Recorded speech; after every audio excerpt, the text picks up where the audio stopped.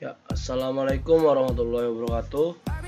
Perkenalkan, nama saya Rahman dari Gamantar Rajis, NIM 191041631049. Saya dari Prodi Geografi Universitas Lambung Mangkurat. Saya di sini ingin menjelaskan pemetaan topografi dan survei topomini. Ya, pertama-tama saya ingin mengantarkan survei pemetaan. Merupakan sebuah ilmu, seni dan teknologi untuk menentukan posisi relatif suatu titik di atas atau di bawah permukaan bumi. Dalam arti yang lebih umum, survei geometrik dan dapat didefinisikan sebuah disiplin ilmu yang meliputi semua metode untuk mengukur dan informasi dan menyebarkan luas berbagai produk yang dihasil untuk berbagai kebutuhan.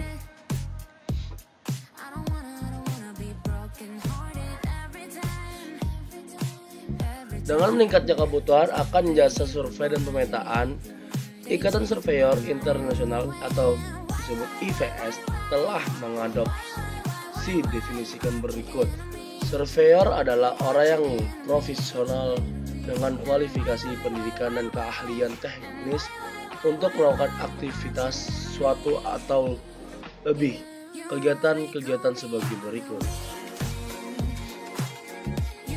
Yaitu satu, untuk menentukan, mengukur dan mengetahui permukaan tanah, benda 3 dimensi, titik di lapangan dan lintasan. Yang kedua, untuk mengumpulkan dan menafsirkan kondisi permukaan tanah dan informasi geografis dan informasi ekonomi.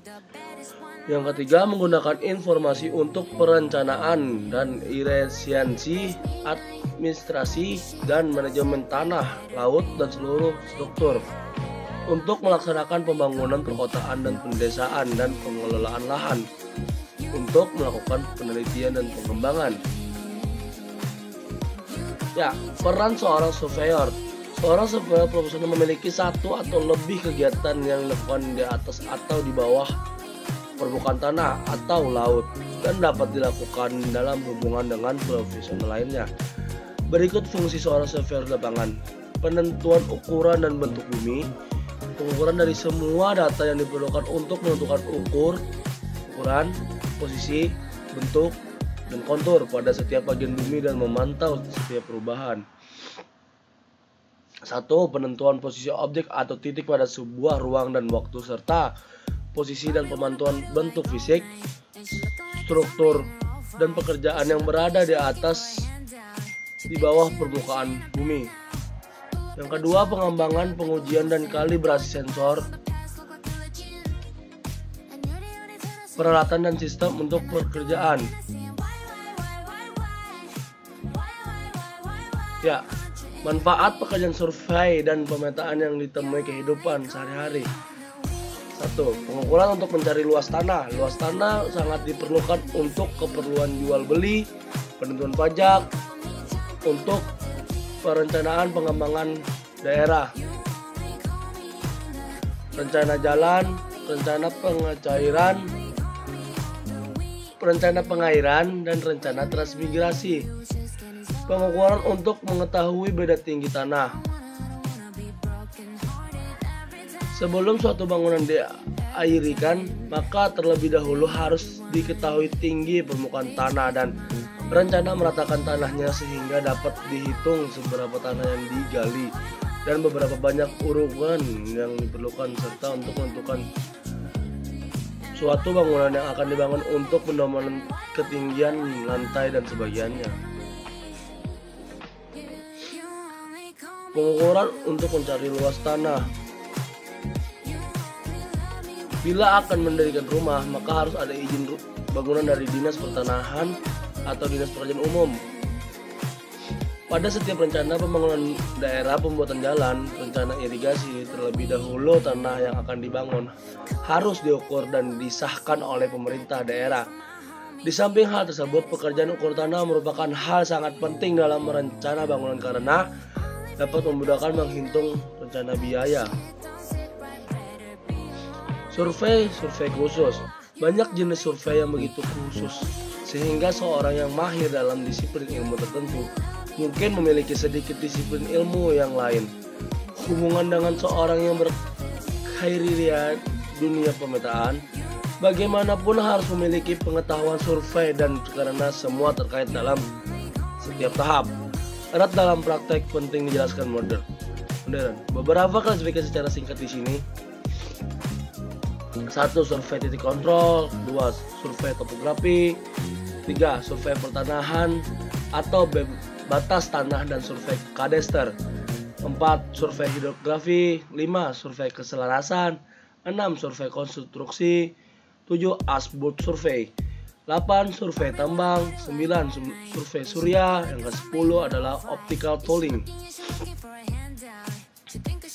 Besaran dan satuan yang digunakan dalam survei dan pemetaan.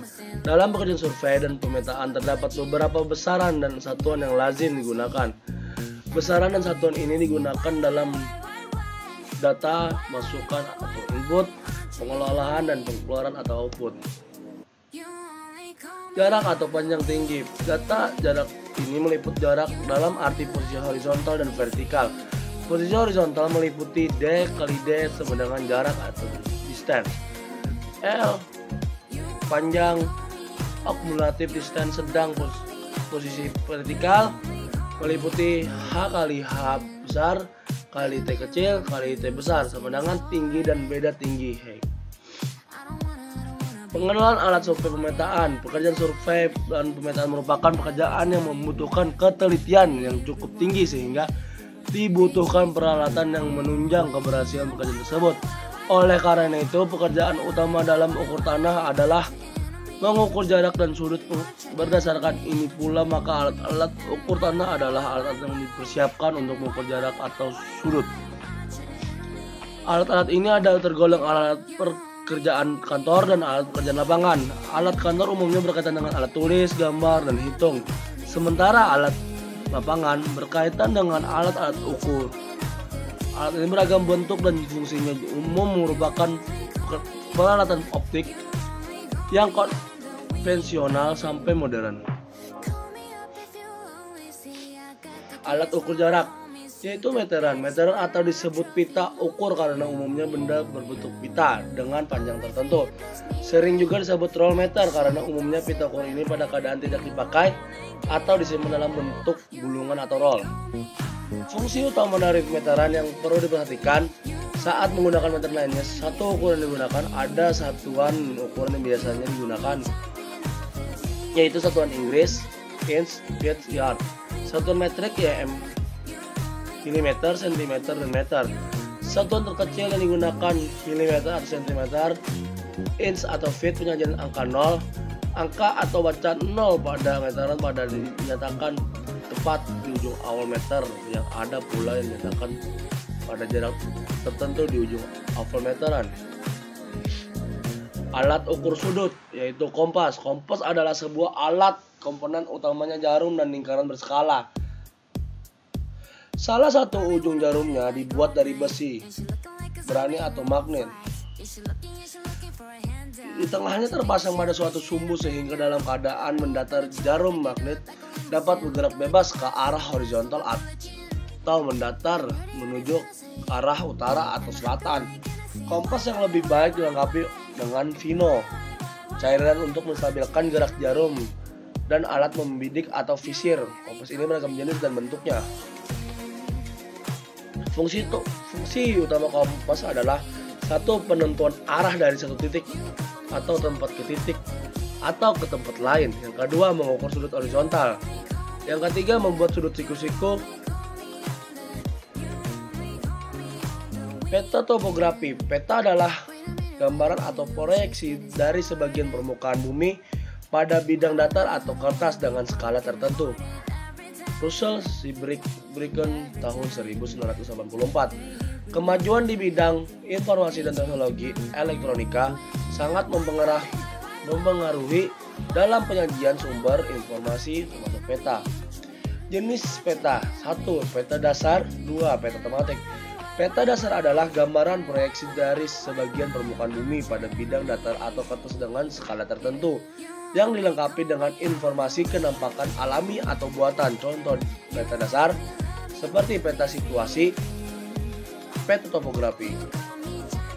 Yang kedua, peta tematik adalah gambaran sebagian permukaan bumi yang dilengkapi informasi tertentu baik di atas maupun di permukaan bumi yang mengandung tema tertentu. Contoh peta tematik seperti peta jenis tanah, peta kesusahan lahan, dan lain-lain.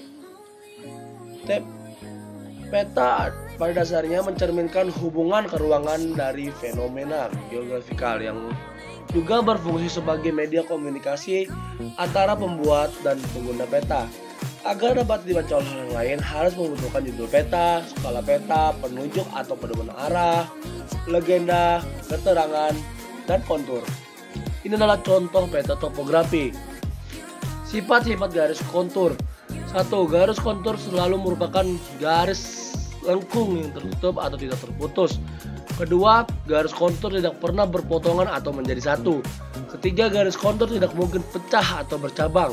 Yang keempat, garis kontur dengan ketinggian yang lebih rendah selalu mengelilingi garis kontur.